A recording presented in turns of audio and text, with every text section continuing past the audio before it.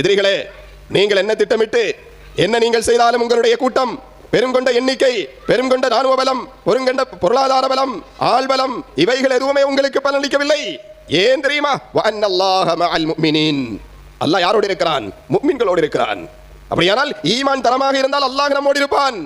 அதற்கு முன்னால் வலவு கஸரத், ஆள் பலம் அதிகமாக இருந்தால் என்ன, ராணுவ பலம் அதிகமாக இருந்தால் என்ன, பொருளாதார பலம் இருந்தால் என்ன, வல்லரசு நாடுகளுடைய பின்பலம் இருந்தால் என்ன, அதையெல்லாம் வெல்லக்கூடிய ஆற்றல் மிக்க அல்லாஹ் நம்மோடு இருக்கிறான் என்பது மாத்திரம் இருந்தால் இறுதி வெற்றி நமக்குத்தான் என்பதை மறுமுறை நிரூபித்த ஒரு தருணம் தான் கஸா மக்களுடைய வெற்றி என்பது.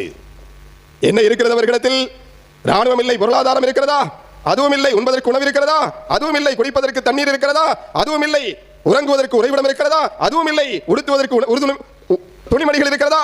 அதுவும் இல்லை. எதுவும் இல்லை.